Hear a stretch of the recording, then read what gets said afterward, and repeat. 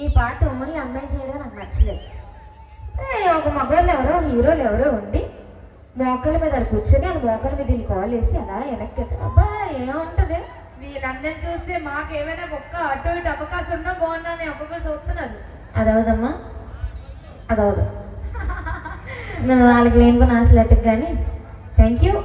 పాట నచ్చితే అమ్మాయిల కోసం ఏమైనా ఉందా? చప్పట్లు, కేకలు, క్లాప్స్ కొట్టడం ఏమైనా ఉందా?